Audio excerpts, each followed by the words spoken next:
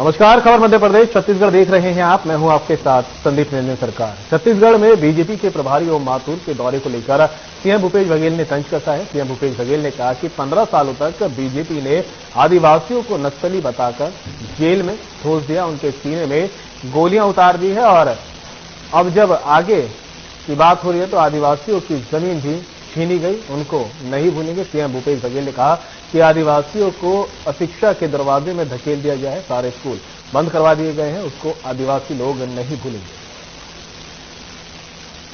साल में आदिवासियों को उन्होंने नक्सली बता के जेल में ठूसा, उसके सीने में गोलियां उतारी, तो भूलेंगे नहीं। उनकी जमीनें छीनी, उसको नहीं भूलेंगे। उनको अशिक्षा के दरवाजे में ढकेल दिया, सारे स्कूलें बंद करवा दी, उसको नहीं भूलेंगे लोग।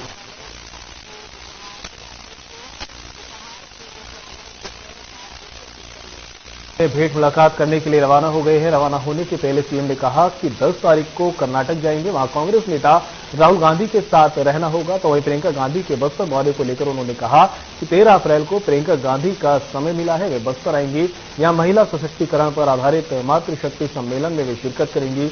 इसी के साथ कई मुद्दों पर भी सीएम ने अपनी बात रखी। नक्सलियों की गोली से हमारे जवान जितने शहीद होते थे, उससे ज्यादा मच्छर काटने से, मलेरिया से जवानों की मृत्यु हो जाती थी। आज मलेरिया मुक्त बस्तर ही नहीं, पूरा छत्तीसगढ़ के दिशा हम लोग आगे बढ़े हैं और उसके जो परसेंटेज है, पहले 4% से ऊपर था, अब वो दशमलव में आ गया है, 0.90 या 70 इस प्रकार से हो गया। तो वहां से आप देखेंगे उल्टी दस्त से लोगों की मौत हो जाती थी, वो अब सुनने को नहीं मिलता।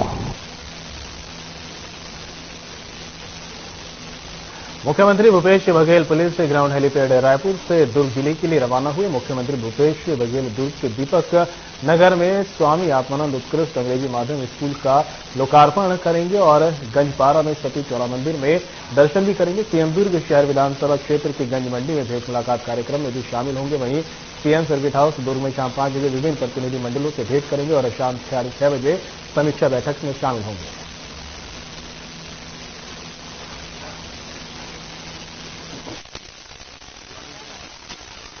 शहीद होते थे, उससे ज्यादा मच्छर काटने से, मलेरिया से जवानों की मृत्यु हो जाती थी। आज मलेरिया मुक्त बस्तर ही नहीं, पूरा छत्तीसगढ़ की दिशा हम लोग आगे बढ़े हैं और उसके जो परसेंटेज है, पहले 4% से ऊपर था, अब वो दशमलव में आ गया है, 0.90 या 70 इस प्रकार से हो गया है। तो वहां से आप देखेंगे उल्टी दस्त से लोगों की मौत हो जाती थी।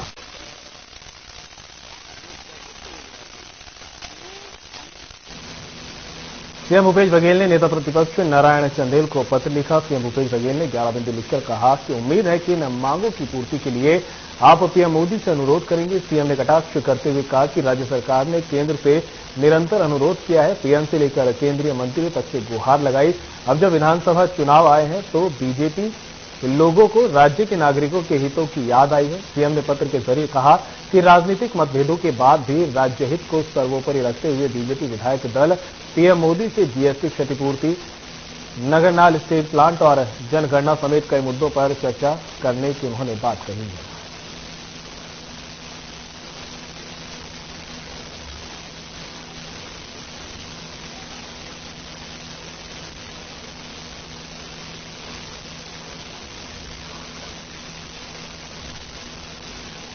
रायपुर से आपको खबर बता रहे हैं, जहां पर सीएम भूपेश बघेल ने नेता प्रतिपक्ष को पत्र लिखा है और पत्र के जरिए सीएम ने कटाक्ष किया है। साथ ही कहा कि केंद्र सरकार से कई बार उन्होंने प्रदेश के हित को लेकर बातचीत की, लेकिन न सरकार सुनती है, न ही कोई केंद्रीय मंत्री उनकी तरफ ध्यान देता है। अब जब चुनाव नजदीक हैं तो ऐसे में बीजेपी के नेता और कार्यकर्ताओं को प्रदेश के लोगों का हित दिखने लगा है और अब ये हित दिख ही रहा है तो अब बीजेपी पीएम मोदी से बातचीत करे और विभिन्न मुद्दों को लेकर बातों को पीएम के सामने रखे।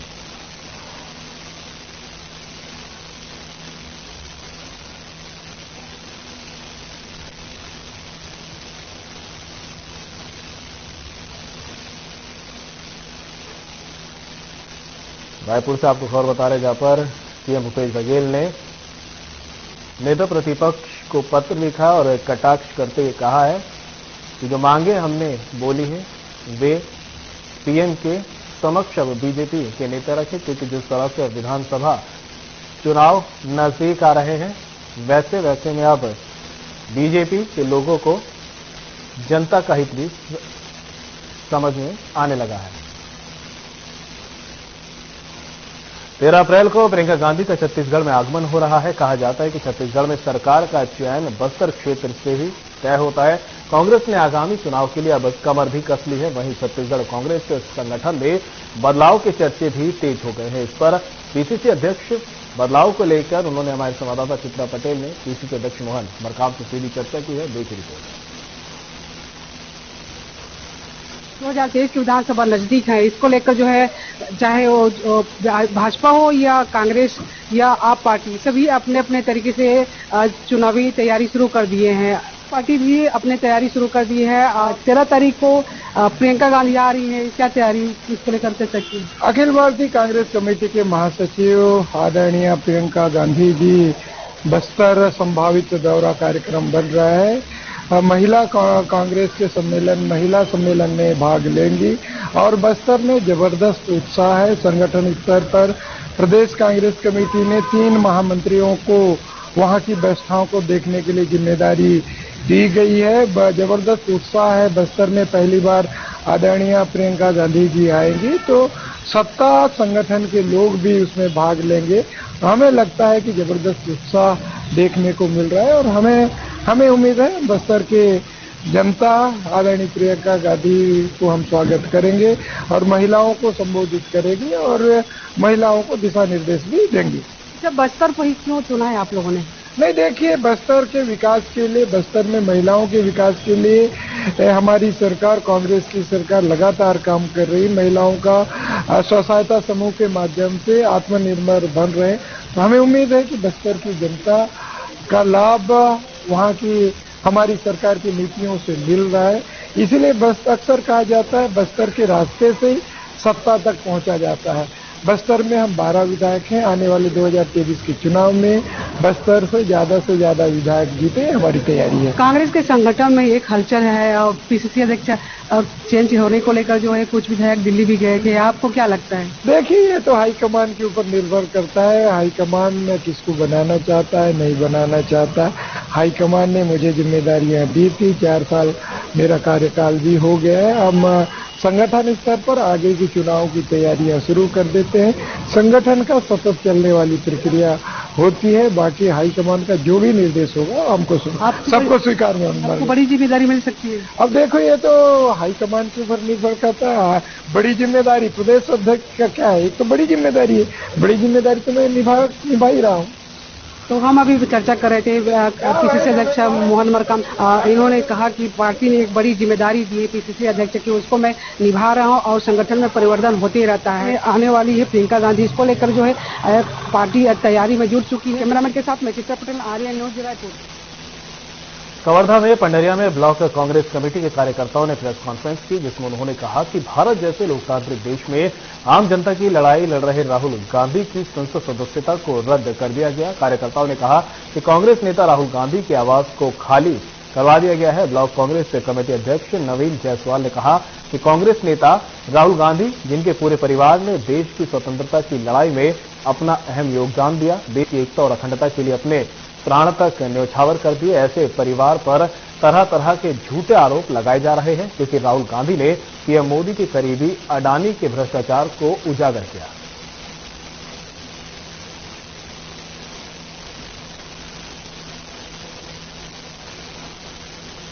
इस तरह से राहुल गांधी जी की सदस्यता को खत्म करके और उनकी आवाज को दबाने के लिए जो केंद्र की सरकार ने जो हथकंडा अपनाया है, उसके खिलाफ में पूरे देश भर में अलग अलग जिलों में, ब्लॉकों में प्रेस वार्ता और आंदोलन किए जा रहे हैं कांग्रेस पार्टी के द्वारा। और ये प्रजातंत्र को खत्म करने के लिए जिस तरह से साजिश भारतीय जनता पार्टी के लोग कर रहे हैं, और लोकतंत्र में, हमारी लोकतंत्र पूरे विश्व में जानी जाती है, और विपक्ष के इतने बड़े नेता को, जो पूर्व राष्ट्रीय अध्यक्ष रहे हैं और 4 बार के सांसद हैं, जिस तरह से उनकी आवाज को दबाया जा रहा है, मैं नहीं समझता कि स्वच्छ राजनीति के लिए और प्रजातंत्र के लिए अच्छा है। मंडलिया द्वारा आयोजित प्रेस वार्ता में आप सभी पत्रकार साथियों का मैं हार्दिक अभिनंदन करता हूं। 4 बार के हमारे सांसद श्री राहुल गांधी जी की सदस्यता को एक छोटे से मामले में आरोप सिद्ध भी नहीं हुआ और उनकी सदस्यता समाप्त कर दी जाती है और 2 साल की अधिकतम सजा दी जाती है, जबकि ऐसी सजा आज तक किसी को नहीं दी गई। खबर बैकुंठपुर से है, जहां कोरिया जिले के पटना में ब्लॉक कांग्रेस कमेटी ने प्रेस वार्ता की। आपको बता दें कि प्रेस वार्ता में ब्लॉक अध्यक्ष अजय सिंह ने बताया कि किस तरह कांग्रेस के पूर्व अध्यक्ष राहुल गांधी की लोकसभा सदस्यता समाप्त की गई। उन्हें लोकसभा में बोलने नहीं दिया गया। केंद्र की मोदी सरकार पर निशाना साधते हुए आरोप लगाया गया कि राहुल गांधी ने अडानी और पीएम मोदी के रिश्तों को सार्वजनिक करने का प्रयास किया, जिस वजह से उनके विरुद्ध देशपूर्ण कार्रवाई की गई है। उन्होंने कहा कि क्या लोकतंत्र में सवाल पूछना गलत है? आज भारत में लोकतंत्र खतरे में है।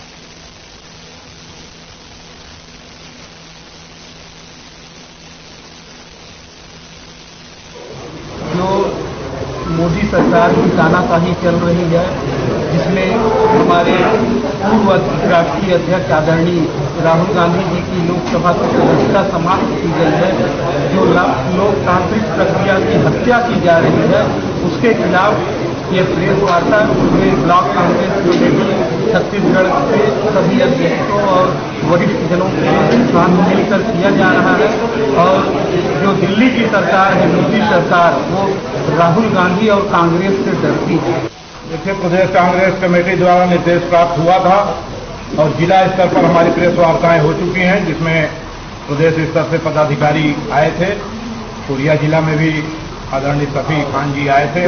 प्रेस वार्ता उनके द्वारा लिया गया और तय किया गया था प्रदेश द्वारा कि 5 तारीख तक, जो आज अंतिम दिवस है, सभी ब्लॉक मुख्यालयों में जाकर नीचे के स्तर में जहां हाट बाजार लगते हैं, वहां लोगों को बुलाकर, पत्रकार साथियों को बुलाकर इस पत्रकार वार्ता का विस्तार किया जाए, जो आज प्रदेश के निर्देशानुसार हम सब लोग पटना में यहां पर उपस्थित होकर यह पत्रकार वार्ता ले रहे हैं।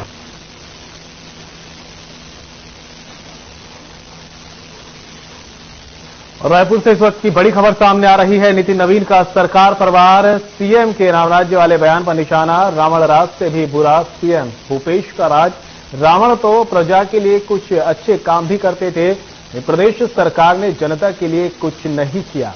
तो इस वक्त की बड़ी खबर से आपको रूबरू करा रहे रायपुर से आ रही है, जहां पर नितिन नवीन ने सरकार पर निशाना साधा है और सीएम भूपेश बघेल के राम राज्य वाले बयान पर निशाना साधा है। उन्होंने कहा कि रावण राज से भी बुरा है सीएम भूपेश का ये राम राज। साथ ही उन्होंने कहा कि रावण अपनी प्रजा के हित में काम करते थे, लेकिन भूपेश सरकार प्रजा के हित में एक काम नहीं कर रही है। इस वक्त की बड़ी खबर से आपको रूबरू करा रहे रायपुर से आ रही है, जहां पर आरोप प्रत्यारोप का दौर तेज है। सीएम भूपेश बघेल ने राम राज्य को लेकर बयान दिया था, जिस पर अब नितिन नवीन ने सीएम पलटवार किया है और निशाना साधा है। उन्होंने कहा कि रावण राज से भी बुरा है सीएम भूपेश का राज। 10 राज्य जो करने की तरीका रही है राज्य, वो है राम राज्य। और राम राज्य में मतलब अंतिम व्यक्ति तक विकास, सुशासन का प्रतीक, हर व्यक्ति के लिए न्याय। भूपेश के मॉडल में तो न मैं तो कह सकता हूं कि रावण का शासन भी इतना बुरा नहीं होगा जो अपनी ही जनता के साथ इतना बुरा किया हो। रावण तो कम से कम लंका के लोगों के साथ कुछ रहम करता था, इसमें तो छत्तीसगढ़ की जनता के साथ भी रहम नहीं किया। प्रदेश में बीजेपी ने मोर आवास मोर अधिकार योजना कार्यक्रम किया। इस बीच मुख्यमंत्री भूपेश बघेल के बयान पर पलटवार करते हुए सांसद संतोष पांडे ने कहा कि प्रदेश में माफिया राज चल रहा है। देश के प्रधानमंत्री 80 करोड़ परिवार को अनाज दे रहे हैं और सीएम भूपेश बघेल उस अनाज को काटने का काम कर रहे हैं, जिसको लेकर आने वाले समय में बीजेपी आंदोलन करेगी और जनता तक उसे ले जाएगी। बस्तर से लेकर के सरगुजा तक जो माफिया राज चल रहा है, उसके विरोध में जिस प्रकार से मोर आवास मोर अधिकार कार्यक्रम किया गया, इसी प्रकार से ऐसे एक नहीं अनेक आज देश के प्रधानमंत्री 80 करोड़ परिवार को, लोगों को यहाँ अनाज दे रहे हैं और उस अनाज को खाने का काम, काटने का काम, धोखा देने का काम भूपेश बघेल जी कर रहे थे। एक नहीं अनेक मुद्दे हैं। अभी तो सभी मोर्चे और आंदोलन करेंगे और जनता तक इसको नीचे तक ले जाएंगे। राजनांदगांव से सांसद संतोष पांडे ने मुख्यमंत्री और प्रदेश सरकार पर निशाना साधा। उन्होंने कहा कि प्रदेश में भ्रष्ट राज, शराब राज और माफिया राज चल रहा है। उन्होंने कहा कि सीएम के पिता जिस रामराज्य की बात करते थे, वे रामराज्य भूपेश बघेल के रामराज्य से मिलता हुआ है। भ्रष्ट राज, शराब राज, माफिया राज यही चल रहा है। और भूपेश बघेल की जो परिभाषा है वो और सम्माननीय पूजनीय उनके पूज्य पिता श्री नंद कुमार बघेल जी जिस राम राज्य की बात करते हैं वो भूपेश बघेल के राम राज्य से मिलता होगा।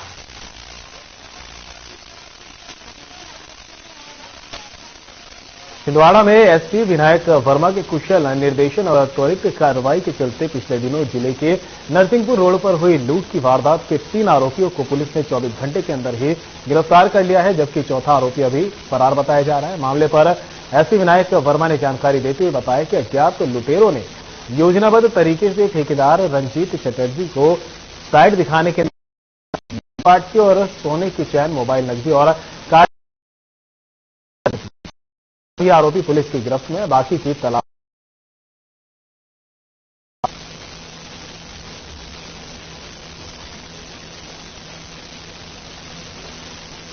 कि व्यक्ति को साइट देखने के बहाने ठेकेदार व्यक्ति को बुलाया गया था और स्पॉट पे उसकी गाड़ी में जिन लोगों ने बुलाया था उनने बैठे और फिर पीछे से हथियार लड़ाकर उसके बाद जो चेन थी, मोबाइल थी और कैश था, ये सब सामान उनके द्वारा छुड़ाया घटना थी और छिंदवाड़ा पुलिस की चुनौती थी। एडिशनल साहब के मार्गदर्शन में सीएसपी अमन मिश्रा द्वारा और हमारे जो क्षेत्र में नए जिसने प्रभाग लिया है थाना रोहरी कुंडीपुरम भगत द्वारा और धनदेव की चौकीदारी नरेश बघेल द्वारा इन सबको मुख्य जिम्मेदारी दी गई कि जल्द से जल्द को ट्रेस करना है।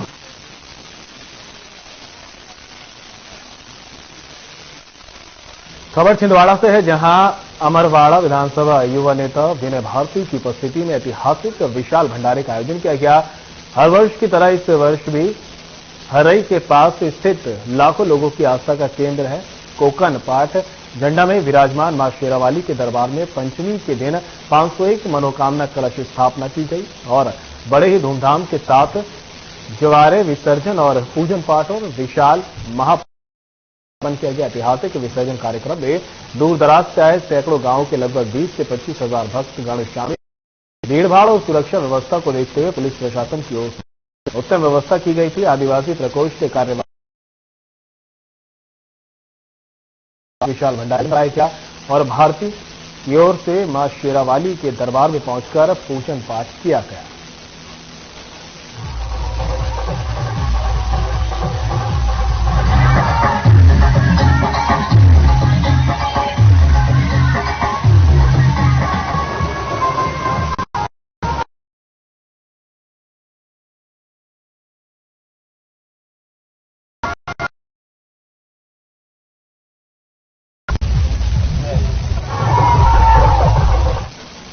कानड़ नगर में श्री हनुमान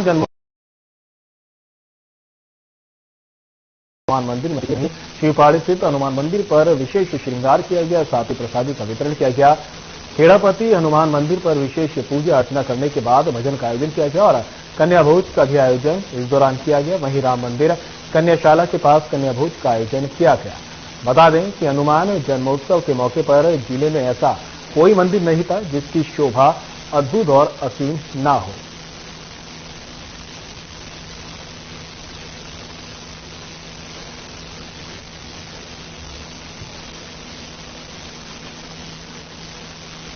प्रदेश के मुख्यमंत्री भूपेश बघेल सिंह पर निशाना साधा है। रमन की दोहरी चुनावी चुनौती वाले पर मुख्यमंत्री भूपेश बघेल ने कहा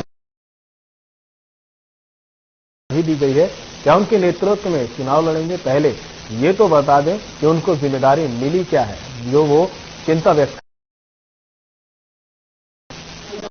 पहली बात तो है कि रमन सिंह जी की क्या जिम्मेदारी मिली?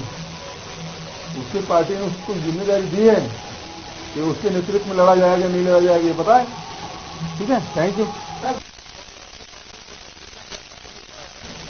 सीएम भूपेश बघेल जसपुर जिले के लिए रवाना होने से पहले उन्होंने पत्रकारों से कई मुद्दों को लेकर चर्चा की। इस दौरान मुख्यमंत्री भूपेश बघेल ने बीजेपी कार्यकर्ता और नेताओं को 43 के स्थापना दिवस की बधाई भी दी थी। साथ ही प्रधानमंत्री के बयान पर जवाब देते हुए कहा कि कब्र तो मुसलमान लोग खोदते हैं और हिंदू तो शमशान जाते हैं।